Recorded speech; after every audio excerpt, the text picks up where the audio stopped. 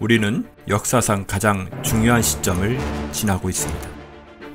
하나님께서는 하나님의 일을 하시기 전에 사람을 준비시키셨음을 우리가 알고 있습니다. 하나님 말씀은 마지막 때에 대추수, 대부흥의 때가 있다고 분명히 예언하고 있습니다. 아멘. 하나님의 말씀이 그대로 성취될 것을 믿습니다. 예레미야 눈물은 잠자는 교회와 영혼을 깨우기 위해 노력하고 있습니다. 이 가슴 뛰는 일에 함께 하길 원하시는 분은 카카오 채널로 연락 주시기 바랍니다. 당신은 위대한 하나님의 사람입니다.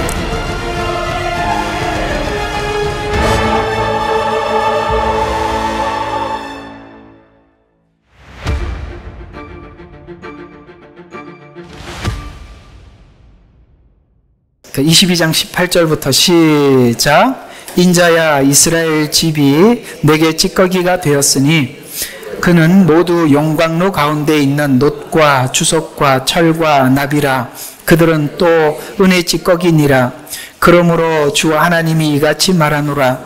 너희가 모두 찌꺼기 같이 되었으니 보라. 그러므로 내가 너희를 예루살렘 가운데 모으리라. 그들이 은과 놋과 철과 납과 주석 용광로 가운데 모아 그 위에 불을 녹이는 것 같이 내가 너희를 나의 성냄과 분노 속에 모아 너희를 거기에 넣고 두어 녹이리라. 정녕 내가 너희를 모아 내 진노의 불길을 너희 위에 불게 하리니 너희는 그 가운데 녹으리라. 은이 용광로 가운데서 녹는 것 같이 너희도 그 가운데서 그렇게 녹으리라. 그리하면 너희는 나 주가 내 분노를 너희 위에 부은 줄을 알게 되리라. 아멘. 자, 우리는 가끔씩 신앙생활을 하면서 우리 자신의 신앙을 돌아보면 참 총체적으로 난관이다. 이거 뭐 해결할 힘도 내게 전혀 없구나. 과연 내가 내 이 무너진 신앙을 회복할 수 있을까? 이런 의문 앞에 하나님 앞에 서서 주님 오시기 전까지 내가 과연 하나님 앞에 내 신앙을 회복할 수 있습니까? 라고 생각할 때가 있습니다. 오늘 이 본문의 주제 말씀처럼 하나님께서는 우리에게 거룩하라고 하셨고 구별되라고 말씀을 하셨는데 그걸 할 능력도 없고 그러다 보면은 무뎌져 가고 그러면 거룩이라 내가 주님 앞에 구원받은 성도로서 거룩이나 혹은 구별이라는 단어조차도 멀리 가서 나에게 과연 이 단어는 해당이 없어 보이는 것 같이 이렇게 멀어져 간 그런 우리 자신을 볼 때가 있지요. 오늘 여기 22장에 있는 하나님께서 에스겔을 통해서 하신 예언들을 전부 다 하나 둘 살펴보게 되면 마치 오늘 제가 서두에서 말씀드린 것 같이 이스라엘 백성들은 과연 이게 총체적으로 국가 전체가 이렇게 타락해 버렸는데 회복이 가능할까라는 생각이 들 만큼 그렇게 우리 자신은 자신이 없을 때가 있지요.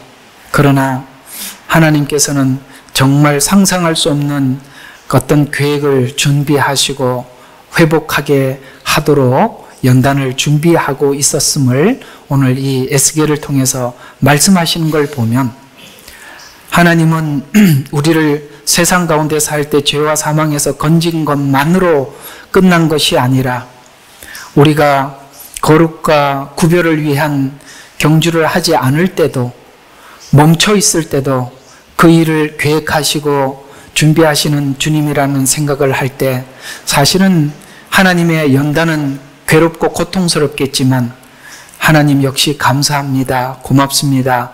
이런 말이 우리에게 절로 나올 수밖에 없는 것을 우리가 경험하게 됩니다.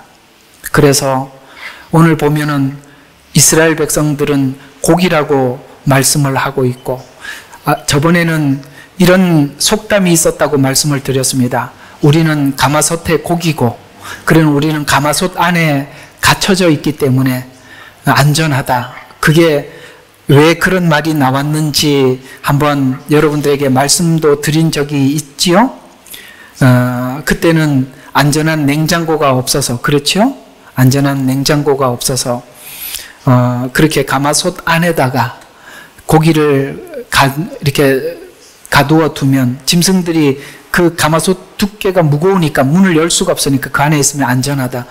저희 외갓집이 정말 시골에 살았어요. 호롱불을 켜고, 제가 중학교 다닐 때도 가재 잡으러 다니고 외할머니 댁에 가면 그랬던 곳이었습니다. 그런데 우리 외할머니가 고기를 사가지고 오면은 꼭 가마솥 안에다 집어넣어요. 저는 그걸 끓이는 줄 알았더니 안 끓이고 계속 두더라고요. 그래서 왜 그러시냐라고 이제 알고 보니까, 그때 짐승들이 밤에 와서 너무 많이 먹고 가니까 그 안에다가 이렇게 고기를 넣어두면 솥이요, 사람도 열기가 힘들어요. 얼마나 무거운지 몰라요. 들 수가 없어요. 그렇게 밀면 밀었지 들 수가 없어요. 그 남자들이 와서 들을 만큼 무거우니까 그게 무슨 짐승이 냄새가 나더라도 그 문을 열 수가 없어서 보호가 되듯이. 그런데 놀랍게 그들이 했던 속담처럼 지금 예루살렘 성 안에다 집어넣어놓고 가마솥에다가 끓여버리겠다는 거예요. 가마솥 안에다가 그 안에 들어가면 안전하다고 생각하고 다 들어왔어요. 그런데 하나님께서 거기다가 펄펄 끓여서 함락되게 되고 3분의 1은 죽고 3분의 1은 포로로 잡혀가고 3분의 1은 무너진 폐허가 된 예루살렘 주변에 살고 있어서 그들이 지금까지 이해하고 있었던 그저 성 안에만 있으면 안전하다. 제사만 1년에 한 번씩 대속죄일날 제사를 지키면 된다. 하나님 앞에 속죄제를 위해서 번제와 화제와 이런 제사를 드리기만 하면 죄가 용서함을 받는다라고 생각하고 있었던 그 것에서 이제 벗어나게 되죠. 그저 여러분 교회만 다니면 되고 등록하면 되고 하나님 앞에 헌신만 하면 되는 것이 아니라, 신앙은 그런 것이 아니라 하나님과의 관계라 이 말입니다. 관계, 사랑, 이 관계 속에 묶여 있느냐. 요한 1서를 보면 전부 다 그런 이야기를 해요. 너희가 예수 안에 거한다는 것은 주님의 사랑이 내 안에 있는 것이고, 그 내 안에 하나님의 사랑이 있으면 그 사랑이 이웃에게 증거, 사는 것으로 네가 하나님의 사랑이 있다는 것으로 증명이 된다라고 말씀하시면서, 네가 예수 안에 있느냐 밖에 있느냐를, 네가 이웃의 원수를 만나고 네가 사랑할 수 없는 사람을 만났을 때 그때서야 네 안에 예수님이 있는지 없는지를 확인하게 되는 것이다 라고 하나님께서는 그렇게 확인할 수 있는 방법을 우리에게 다 주시고 증명할 수 있는 그것을 우리에게 주셨다라는 것이죠. 총체적으로 무너진 그 이스라엘의 이 현재 상황을 하나님께서 어떻게 해결해 가는지 오늘 이 본문을 통해서 한번 생각해 보도록 하겠습니다. 우리가 죄의 감각을, 거룩과 구별이라는 이 죄의 감각을 잃어버리는 방법이 여러 가지가 있는데 오늘 크게 두 가지로 지적을 해서 한번 들어가 보도록 하겠습니다. 성경이 지적하는 것은 선과 악을 인간이 정하는 방식, 곧 인간이 선과 악을 정하게 되면 악이 선이 되고 선이 악이 되어버리죠. 지금 만들어지는 모든 법들은 하나님께서 이렇게라고 율법에서 계명에서 정해놓은 반대법을 지금 세상은 다 만들어가고 있습니다. 사실 우리가 동성애법이나 이런 것들이 나왔을 때 전부 다 정말 토할 정도로 구역질 나는 법이었습니다. 그런데 이상하게 그것이 지금 합법화가 되고 이렇게 하나님 앞에 거룩을 유지해야 할 교회 안에서조차도 지금 동성애를 지지하는 이런 교회는 주일학교에 그 교육을 시키고 있다 이 말입니다. 교회 안에서, 학교에서 시키는 게 아니라 교회 안에서도 시킬 만큼 정말 이게 구역질 나는 이런 일들이 사회에서 일어나는 것이 아니라 교회 안에까지 들어와 있다 이 말이에요. 그래서 인간이 법을 만들기 시작하면 하나님의 반대법을 계속 만들어내는 겁니다.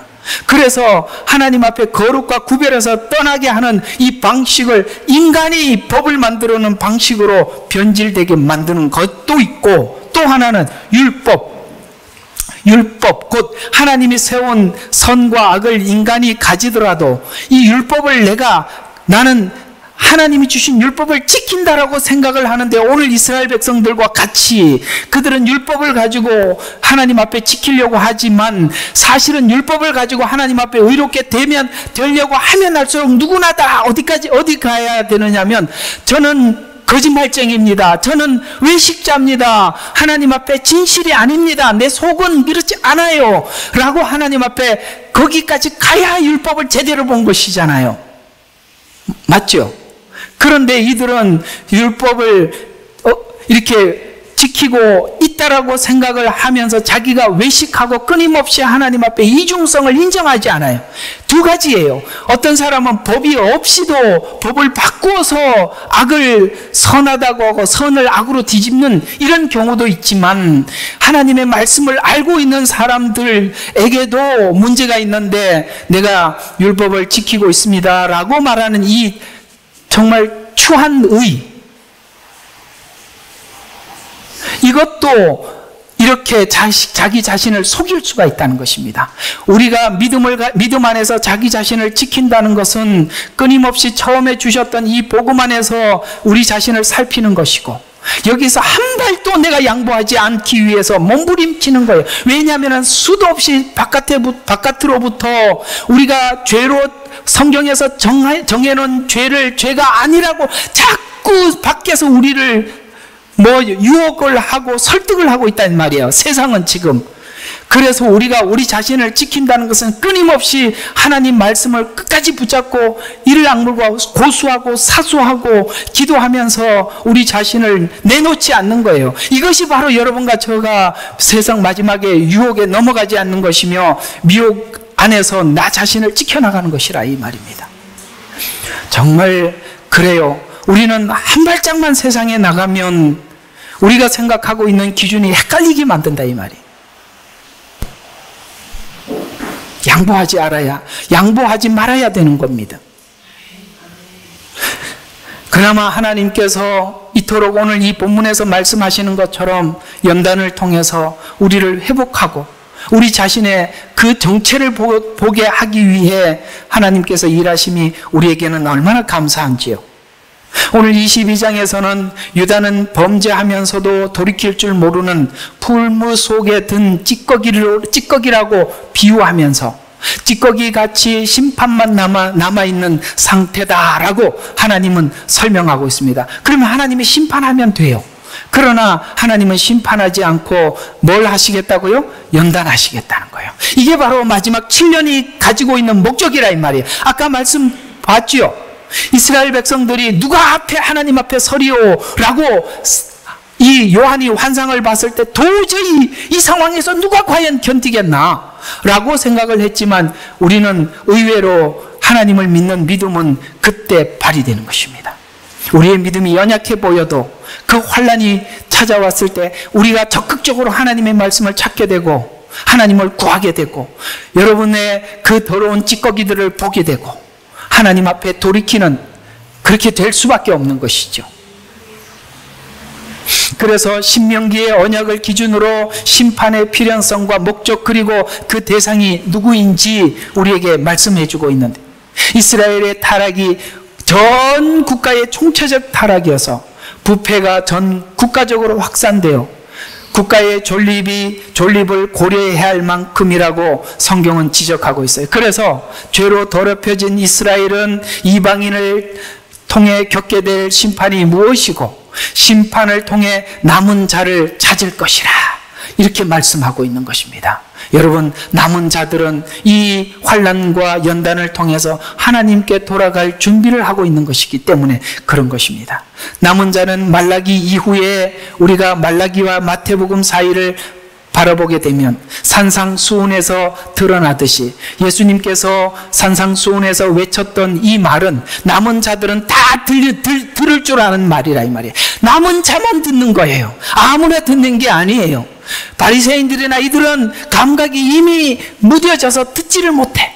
그러나 이 400년이라는 긴 시간 하나님께서 아무 말도 하지 않았어요. 그들은 너무나도 주님이 오셔서 무언가를 말해주기를 기다렸어요. 자기 자신의 이중성도 보았고 하나님 어떻게 하면 돌아갑니까? 라고 하나님 앞에 간절하게 구하고 있었던 차에 주님은 이 땅에 오셔서 영이 가난한 자는 복이 있나니 천국이 저희 것이며 라는 이 외침 속에 남은 자들은 아멘 그것이옵니다. 저는 심령이 가난해져 있어요. 저는 저의 이중성을 보았습니다. 저는 저 스스로 하나님 앞에 의롭게 될 수 없다는 것에 대해서 지금까지 내 뼛속 깊이 지금 감찰하고 들여다보고 있었습니다. 라는 그들에게 외쳤던 심령이 가난한 자는 복이 있나니 의에 줄이고 목마른 자는 복이 있나니 이 말에 그들은 하나님 앞에 꼬꾸라졌던 것처럼 이 마지막 때도 이 남은 자들이 이 환난 가운데 하나님 앞에 돌아올 것입니다. 긴 시간 자신을 돌아보며 하나님의 약속된 회복을 기다린 자들.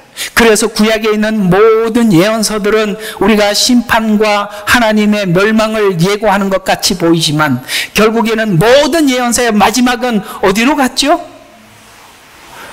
그날 내가 메시아를 보내줄 것이다. 그쪽으로 갔지 않습니까? 핵심은 바로 주님 오심이라 이 말이에요. 그래서 그들은 그 오실 주님을 간절히 기다렸고 오신 주님을 기쁨으로 맞이했는데 놀랍게도 자기가 의롭다고 생각했던 사람은 아무도 예수님 앞에 가지 않았어요. 그래서 이상하게도 죄인의 집만 들락날락하는 거예요. 예수님이. 그래서 바리새인들과 서기관들은 이상하게 생각했던 겁니다. 저는 죄인의 친구가 아니냐. 맞습니다. 주님은 죄인의 친구예요. 우리 주일학교 다녔던 경험이 있는 분들은 이 찬양 잘 알 겁니다. 나는 구원열차 올라타고서. 이거 모르면 옛날부터 다닌 사람이 아니라 요즘 다니는 사람들이에요. 그렇죠? 우리 한번 그 가사 한번 생각해 봐요. 나는 구원열차 올라타고서 하늘나라 가지요. 죄악 역 벗어나가 다시 내리지 않죠. 차표 필요 없어요. 주님 차장 되시니 나는 염려 없어요. 나는 구원열차 올라타고서 하늘나라 가지요. 그렇죠? 여러분 그 열차를 타려면 티켓이 필요하대요. 어떤 티켓이 필요한지 아십니까? 죄의 티켓이 필요한 거예요. 죄의 티켓을 내놓으면 의의 티켓으로 바꿔줘서 이 차를 타게 하시는 겁니다. 누가 그 차를 탈 수 있을까요? 죄인만이 탈 수 있는 곳입니다. 그래서 세상에 자기가 의롭다고 생각하는 사람들은 아무도 그 차를 탈 수가 없는 것입니다. 세상이 정해놓은 법을 가지고 내가 죄다 의다라고 판단하는 사람도 자기가 죄인이라고 인정하지 않기 때문에 주님 앞에 오질 않아요. 바리새인들과 같이 자기 스스로 의롭게 될 수 있다라고 생각하는 사람들도 주님 앞에 오질 않아요. 도리어 주님은 세리와 죄인들 집에 찾아가셔서 함께 먹고 마셨습니다. 주님은 죄인을 부르러 왔지 의인을 부르러 오지 않았어요. 건강한 자에게는 의원이 필요 없다고 말씀하셨어요. 우리는 모두 다 죄인이기 때문에 주님을 만났습니다. 그래서 죄인이라고 생각했던 의에 줄이고 목말랐던 자들이 산상팔복을 외칠 때 제가 바로 의에 줄이고 목말랐습니다 라고 주님 앞에 나갔던 것입니다. 이스라엘의 죄는 지금 국민 전체가 죄와 연합하여 말씀을 자기 편리에 맞춰 새롭게 규정하고 자신들만의 세계를 만들어낸 것이라고 성경은 지적을 하고 있는 것입니다. 지금 우리가 꼭 주의해야 될 부분이 뭐냐면 성경이 이런 것에 대해서 죄라고 말을 하면 우리는 더 이상 그걸 짜맞추지 말아야 돼요. 그냥 죄라고 말하면 죄예요. 이 의라고 말하면 무조건 의예요. 그걸 가지고 이렇게 해석하고 저렇게 해석한다는 그 자체가 참 하나님 앞에 가증스러운 것입니다. 이렇게 죄를 눈감아 주면 이것이 법이 되고 그러다 보면은 자연스럽게 풍습이 되고 문화가 되어서 그거는 문화가 뭔지 성경이 뭔지 헷갈린다 이 말입니다. 그래서 복음을 가지고 선교사들이 들어가서 가장 많이 부딪히는 게 뭐냐면 성경이 말하는 죄와 의의 기준과 그들이 가지고 전통적으로 내려왔던 문화와의 충돌이에요. 이걸 적절하게 섞어서 들어간 자들이 천주교의 복음이고요. 기독교 복음은 그것을 결국에는 물리치고 기독교 문화를 정착시키는 것입니다. 그게 다른 거예요. 그래서 천주교는 가짜예요. 왜 아무 소리를 안 하십니까? 그래서 우리 한국에도 천주교 제사 다 지내지요. 네, 할 거 다 하게 그대로 내버려 둡니다. 성경은 그런 걸 양보할 수 없다라고 하는데 그걸 그냥 양보하게 해요. 그래서 이 문화라는 옷을 입고 찾아와서 이 복음과 대항하는 것입니다. 우리는 그걸 결코 용납할 수가 없는 것입니다. 로마서 1장은 죄가 성숙해 가는 과정을 우리에게 설명해 주고 있어요. 로마서 1장 19절과 20절에 보니까 하나님을 알만한 것이 그들 속에 나타났고 보이셨으며 분명히 보여졌고 알려졌다라는 이렇게 더 선명하게 설명을 하고 있어요. 뭐라고요? 알만한 것이 그들 속에 나타났고 그 다음에 하나님이 보여줬고 그 다음에 보이셨고 그 다음에 알려졌고 변명할 수 없는 상태에 왔더라 하더라도 하나님을 안다고 하더라도 이렇게 된대요. 21절과 23절에 보면 하나님을 알되 아까 보여줬고 알려졌다고 했습니다. 그래서 알아요. 그래서 알되 하나님께 영광을 돌리려고 하지도 않고 감사하지도 않아서 그걸 하나님을 알면 그 주신 하나님께 영광을 돌리고 감사하는 쪽으로 우리가 빨리 반응해 주지 않으면 어떻게 된다고요? 알고 난 뒤에도 허망해진대요. 조심하셔야 되는 거예요. 여러분 이런 걸 느끼지 않았습니까? 하나님께서 우리에게 지적해 주는 어떤 말씀에 대해서 계속 마음에 와닿을 때 처음에 와닿을 때부터 그걸 내가 끌어안고 실험해야 되는데 그걸 서서히 안 듣기 시작하면은 허망해지고 우둔해지고 멀어져 가는 거 그런 경험이 있다 없다? 아 됐습니다. 이걸 없는 사람들인데 설명하기가 무지 어렵거든요. 있다 했으니까 설명 안 해도 되겠네요. 감사합니다. 넘어가겠습니다. 이런 경험이 있다는 거예요. 그래서 하나님의 영광을 우상과 바꾸게 된답니다.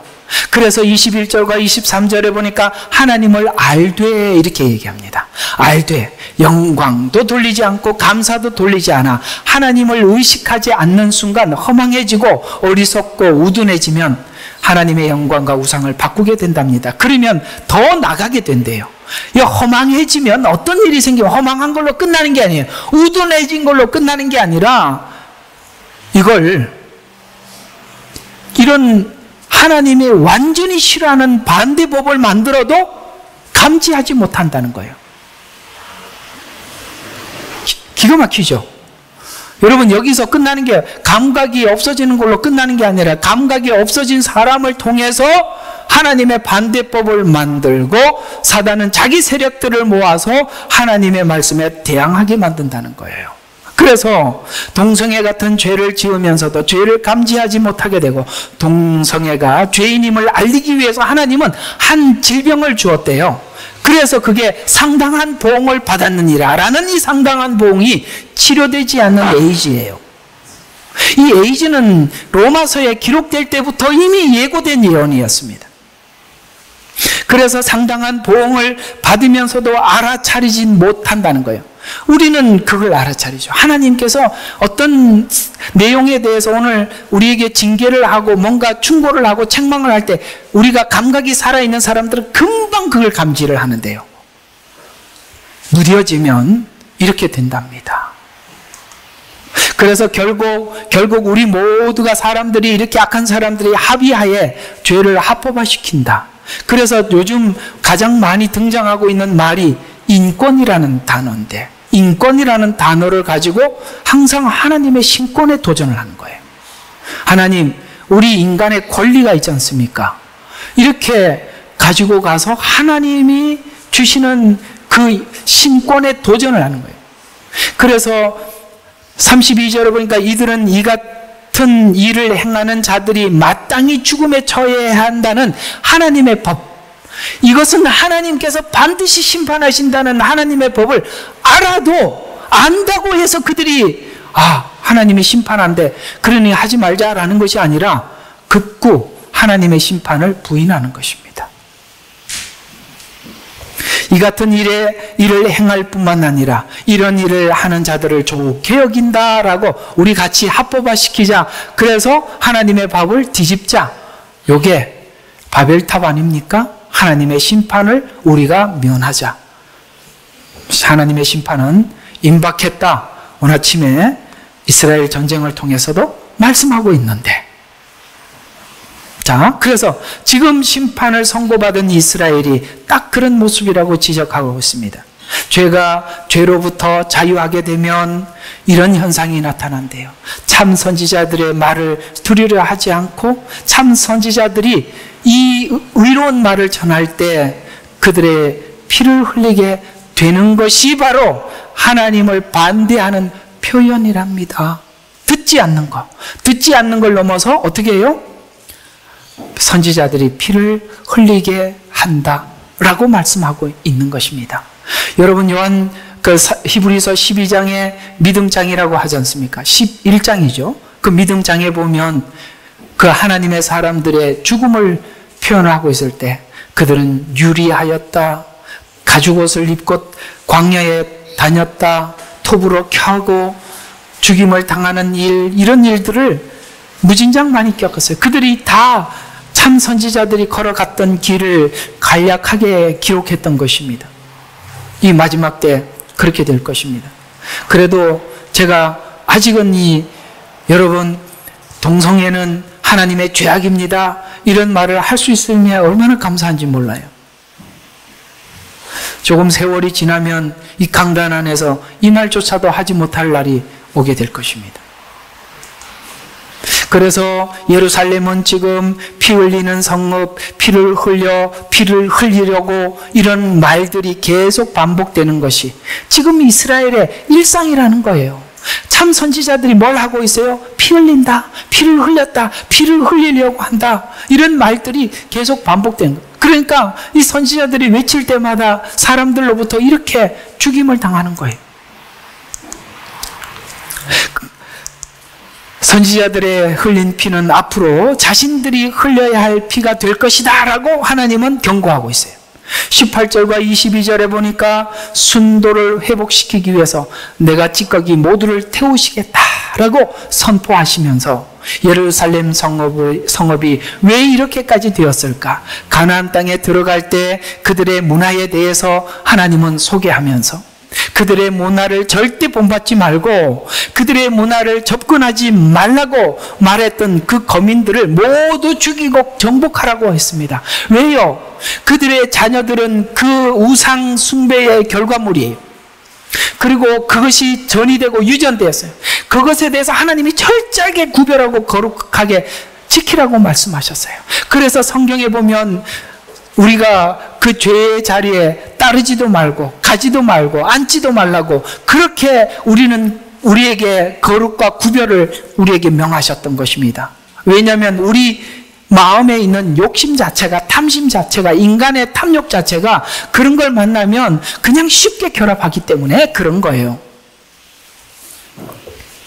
그래서 모두 죽이고 정복하라고 하였는데, 여러분 성경에 보면은 모두 정복한 게 아니라 조금 남았더라라고 하는 것으로 정복 사업이 끝이 났다라고 이야기를 하는데, 그 조금 남은 것이 확장돼서 지금 이스라엘 전체를 덮고 있는 것입니다. 죄는 그렇습니다.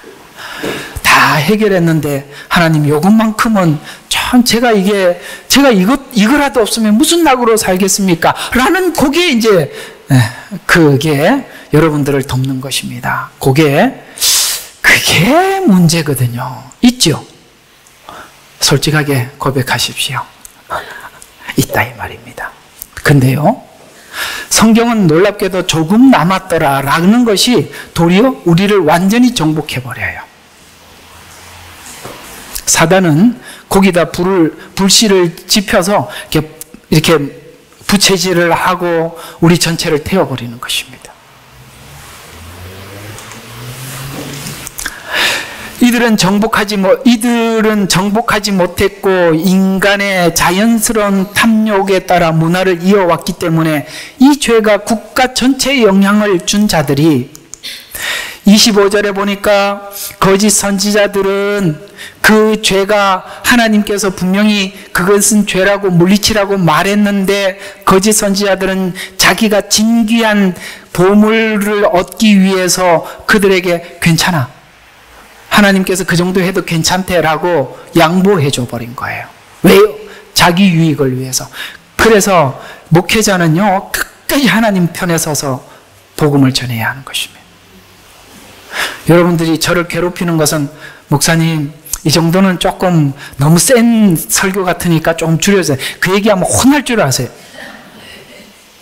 우리가 우리 자신을 지키는 것은 여러분이 저에게 입을 막지 않는 겁니다. 그것만이 우리 서로가 살 수 있는 길이에요. 그래서 오늘 이 거짓 선지자들은 이렇게 비율을 맞춰주고 적당히 해서, 그러면 여러분 있잖아요. 비율을 맞춰주면요 적당히 살고 싶은데 하나님은 믿어야 되겠고 적당히는 살고 싶은 사람들이 엄청 모여요. 그래서 대형교회가 되는 겁니다. 대형교회는 이렇게 저처럼 딱 설교하기 시작하면 하루에 한 번에 반씩 빠져나갈 겁니다. 눈 감아주는 거예요. 여러분 그렇기 때문에 타락돼 버린 거예요. 그러지 말아야 돼요. 그 다음에 26절에 보니까 제사장들이라도 제대로 해야 될 텐데 제사장은 율법을 위반하고 거룩한 것을 더럽히고 안식일을 눈 감아줬어요. 그때 하나님 앞에 나오는 이렇게 절름발이 눈먼 예물 가져온 것 괜찮아 척하고 번쩍하고 넘어갔다 이 말이에요. 하나님 앞에 여러분 그런 걸 가지고 온다는 건 하나님을 얼마나 무시하는 행위입니까? 제사장과 선지자가 그 자리를 지키지 못했기 때문이다 라고 말라기에서는 정확하게 그 죄를 지적해 주고 있습니다. 또 정치인들, 여기 27절은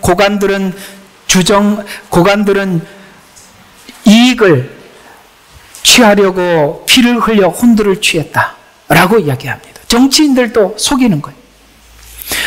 그래서 선지자들은 회반죽을 바르듯이 적당히, 이게 진짜 죄인데 겉으로만 슬쩍, 예를 들어서 하나님 앞에 번제를 드리는 어떤 그런 순서를 함으로써 그 죄는 사해졌습니다. 저는 이 참주교의 신부가 고해성사를 했는데 죄를 사해 준다는, 난 진짜 그것처럼 웃기는 이야기가 없어요. 아니 쥐가 뭔데? 안 그래요? 쥐가 뭔데? 정말 천벌받을 짓이에요. 그게 왜 문제냐면 그 죄를 짓는 사람이 그렇게 고해성사만 하면 된다고 생각하기 때문에 절대 구별하지 않아요. 가서 말만 하면 다 해결되는데요. 그런 것들이 회반죽을 바르는 겁니다. 그래서 이 회칠한 무덤아라는 말은 유대인들이 그 무덤을 쓸 때는 그 관을 땅에다 묻고 그 위에다가 여러분 횟가루 아시죠? 흰 그거를 이렇게 그 관 주변을 쌓아둡니다. 그래 그게 있어야만이 그 해충들이 관을 들어가지를 못해요. 그래서 우리가 지나가다 그 회반죽을 보면 이게 묘구나 하고 금방 알게 돼요. 그래서 겉은 하얗지만 속은 뭐죠? 썩은 시체가 있다 이 말이에요. 그게 바로 회치라는 거예요. 우리가 겉만 바른다고 해서 우리가 회개되는 게 아니에요. 그래서 회개는 지정의예요.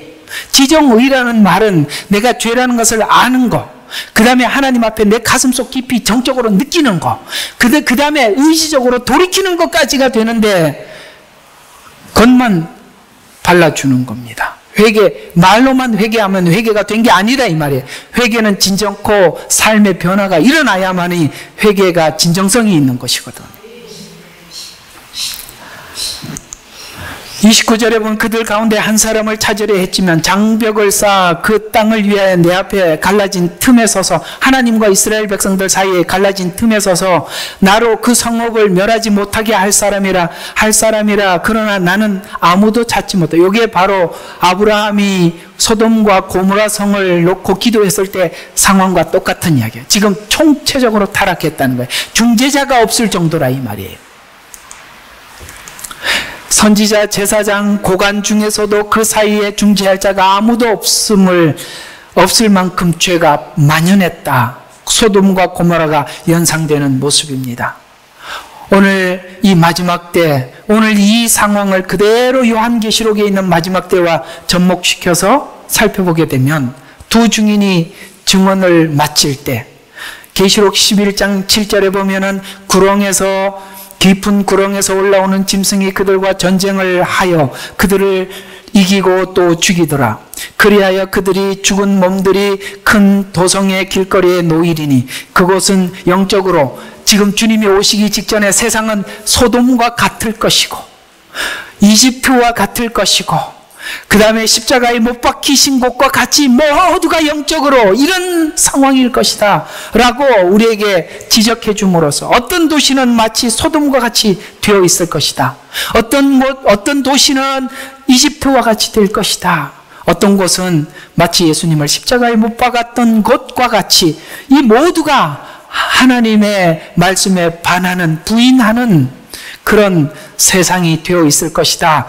그곳에 가서 두 증인이 복음을 전하고 활동을 해서 그들이 이 복음을 들을 때 너무나도 괴로웠다 라고 성경은 이야기하면서 10절에 보니까 땅에 사는 자들이 두 증인이 죽자 땅에 사는 자들이 즐거워하고 또 기뻐하여 서로 선물을 보내리니 이는 두 선지자가 땅에 사는 자들을 괴롭혔기 때문에. 땅에 산다는 것은 이 땅에 살면서 이 땅의 축복을 누리기 위해서 하나님을 이용했을 뿐인 이런 사람들에게는 이 복음이, 하늘 복음이 괴로운 이야기예요.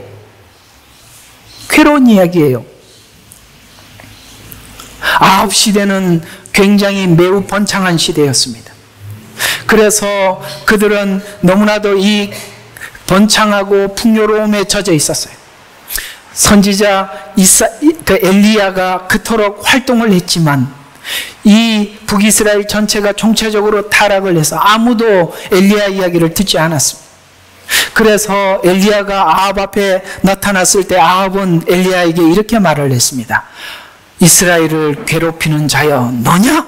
이렇게 얘기해서 이스라엘을 괴롭히는 자여. 여러분, 하나님에 대해서 부인은 못하겠고 천국 복음은 듣기 싫고 사는 거는 즐거운데 그렇게 살지 말라라고 외친 이 엘리야가 얼마나 듣기 싫은 그 사람만. 그래서 여러분, 그 사무엘 시대 때 사사시대 아닙니까? 그죠? 사무엘 시대가 사사시대거든요. 그 당시에 선지자들은 선지자들의 옷이 따로 있었어요. 그래서 멀리서도 선지자가 오면 알아봤어요. 근데 사무엘 선지자는 순회 선지자였어요. 그래서 이 마을 저 마을 저 마을 이렇게 돌아다니면서 하는데, 그래서 이 사무엘 선지자가 멀리서 오는 모습을 보면 사람들이 전부 다 즐거운 게 아니고 반가운 게 아니라 오면 또 와서 무슨 소리 하려고 그러는 거야, 이렇게 생각이 들었다 이 말이에요. 여러분, 저 만나는 게 반갑습니까?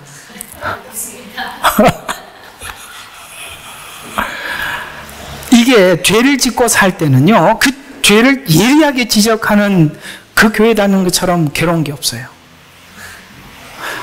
저는 여러분들을 축복합니다. 그 괴로운 소리를 듣고 사시는 게 얼마나 축복인지 몰라요. 그 용기 하나님이 알아주시는 겁니다. 그거는 살아보겠다는 마음의 열정이 있기 때문에 하는 거지, 그 열정 없으면 못 사는 겁니다. 저 편하게 해주는 교회도 많은데 왜요 앉아서 이 소리 듣고 헌금 내고 봉사하고 그 소리를 듣고 가야 합니까? 이건 하나님을 향한 진정성이 없으면 할 수 없는 일이에요. 그래서 또 기뻐하고 서로 선물을 보내는 이는 두 선지자가 땅에 사는 자들을 괴롭게 했기 때문이라. 이스라엘이 멸망할 중 참 선지자들의 순환과 순교, 동일하게 마지막 때 두 증인의 외침과 순교는 둘 다 피 흘림으로 이어지듯이 악과 죄가 성행한 곳에 의로운 자들과 참 선지자들의 피 흘림이, 그것이 바로 이 시대가 악하다는 증거를 성경은 증명해 주고 있습니다. 마지막 때 교회가 선지자적 사명을 감당해야 하는 것입니다. 그래서 요한계시록 2장과 3장에 요한계시록을 기록하기 전에 7교회를 설명하면서 그 교회가 가지고 있는 죄를 지적을 합니다. 왜요? 이 마지막 때 이 교회들이 이 사명을 감당하기 위해서는 그 교회 안에 있는 문제가 해결되어야 하기 때문에 그 문제를 먼저 지적을 하고 회복하라 라고 우리에게 권면해 주시는 것입니다. 어쩌면 하나님께서 이 50일이라는 기도회를 통해서 우리가 넘어가지 못하는 문제를 해결하기 위해 하나님께서 우리에게 은혜를 주셨을 거예요. 왜요? 이 사명을 감당하기 위해서는 내 안에 있는 문제가 해결되어야 하고, 내 안에 있는 문제가 해결되어야만이 우리가 하나가 될 수가 있는 것입니다. 죄를 가지고 하나가 되려고 하면 전부 다 하나하나가 따로 떨어져 있는 하나지 연합한 하나는 아니기 때문에 그런 것입니다. 그래서 감당하기 위해서는 교회 안에 해결해야 할 문제부터 보고 접근해 들어가야 하기 때문입니다.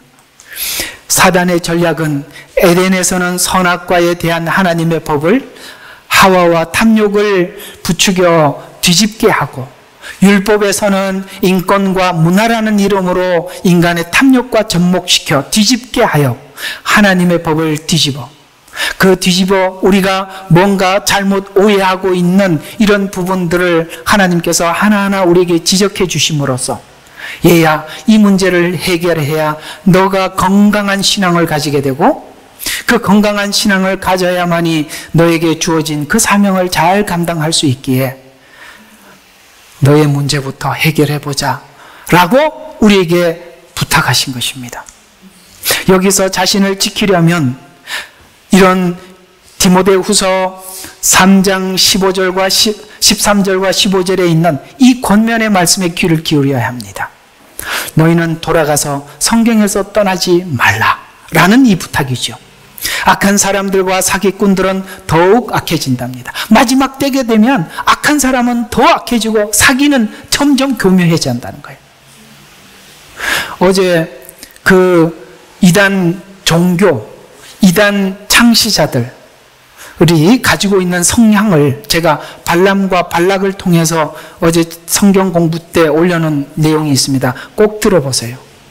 아, 이단 교주들은 이런 성향이 있구나. 사람들의 어떤 부분을 파고들어서 이렇게 이단 종교를 만드는구나 라는 것을 발람과 발락이라는 관계를 통해서 제가 설명을 해 두었습니다. 그래서 사기꾼들은 더 악해지고 더 교묘해져요. 그래서 속이기도 하고 속기도 하고, 여러분 이 세상에 누가 속고 싶겠어요? 근데 속는답니다. 왜? 방법이 너무나도 교묘해져서. 그래서 우리에게 이렇게 권면하는 거예요. 그러나 너는, 얼마나 귀한 말씀이에요. 그러나 너는 어떻게 하라고요? 내게 배운 것과 확실한 것에 꾸준히 거해라. 아멘. 배운 것 성경이에요. 여러분 있잖아요, 전 이런 생각이 들어요. 아, 이제 이거 끝나고 난 뒤에 성경 읽기 계속 해야 되겠어요.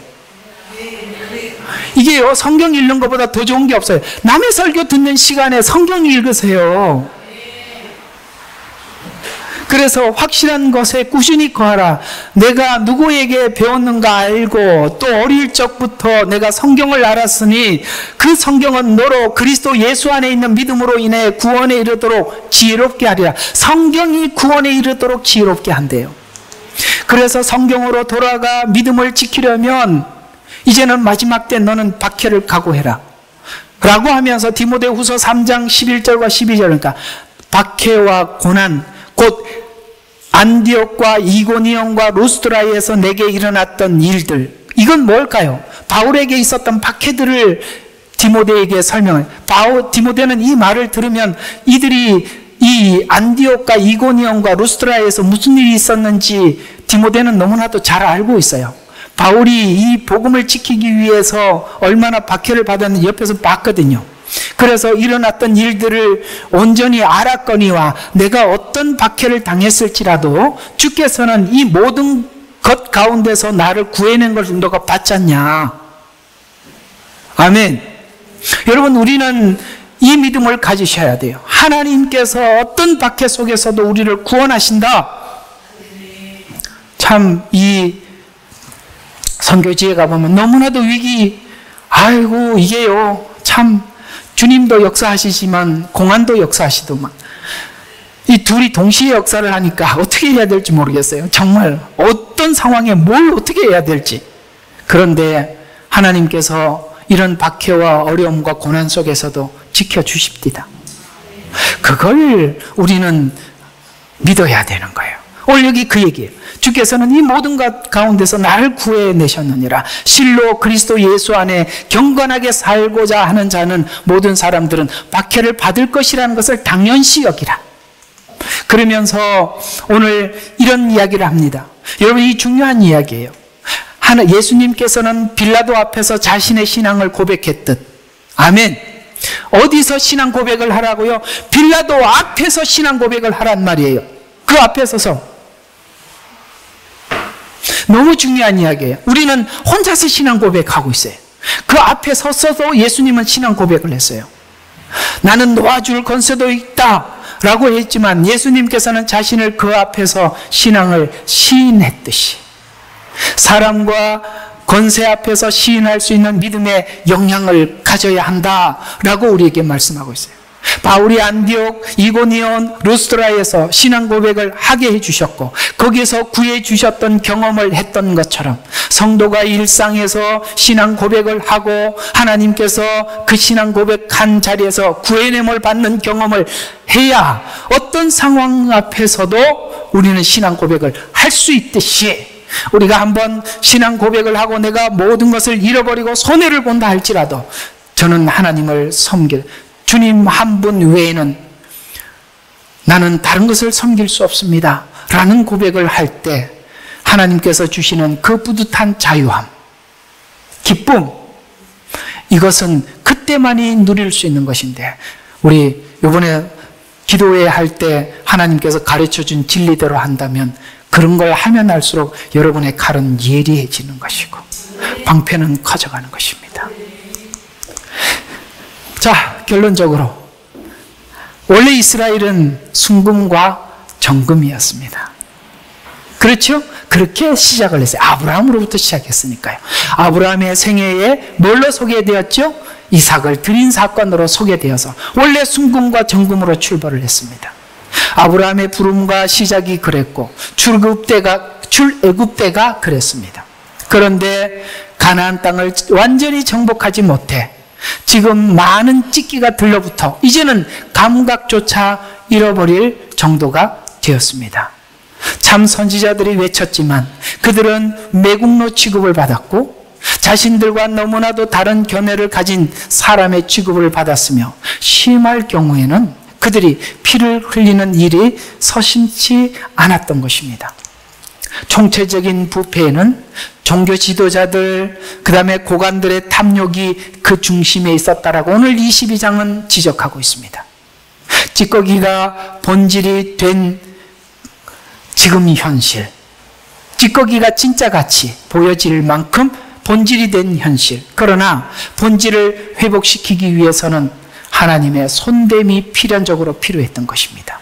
그래서 하나님은 연단을 하는 것이 어쩔 수 없는 일이 아니라 필연적인, 오늘 여기 마태복음 24장에 보니까 그 일이 뭐라고요? 있어야 하겠고, 아멘, 있어야 하는 것입니다. 이 7년이라는 시간은 필연적으로, 저는 이 7년이 너무 감사해요.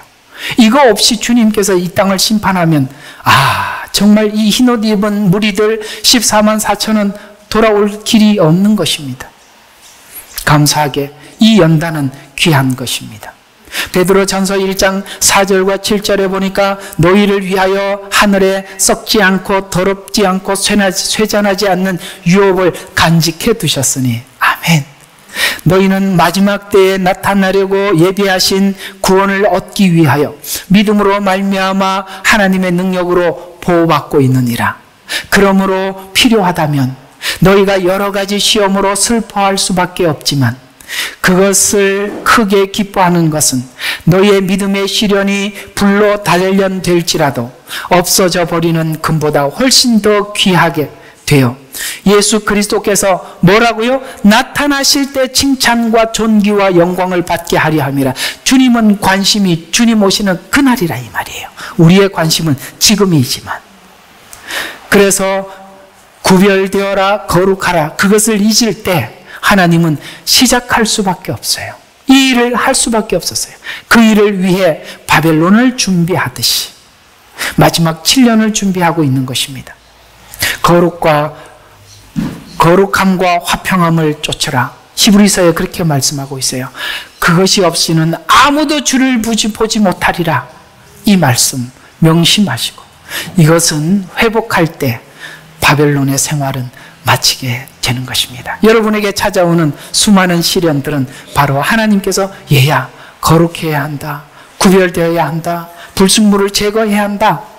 너는 처음에 가졌던 그 순수한 신앙으로 돌아와야 한다라는 음성이 그 안에 담겨 있는 것이므로 우리 모두 하나님께서 일하시는 이 귀한 하나님의 이 연단에 적극적으로 참여하셔서 우리가 더더욱 처음 하나님이 불렀던 그 순수한 정말 마음에 아무 사심 없이 주님 앞에 신앙 고백을 했던 그 자리로 우리 한번 힘있게 돌아가는 한 주간이 되시기를 주의 이름으로 축원합니다. 기도하겠습니다. 하나님, 세상은 문화와 법을 통해서 우리의 감각을 점점 잃어버리게 만듭니다. 그러나 너는 네가 무엇에서 어떻게 배운지 알고 성경으로 다시 돌아가라 우리에게 부탁하셨듯이 우리가 성경으로 다시 돌아가도록 인도하여 주시고 하나님께서 주시는 크고 작은 시련들이 이것을 목적으로 하고 있음에 우리가 잊지 말게 하옵소서. 예수님 이름으로 기도합니다. 아멘.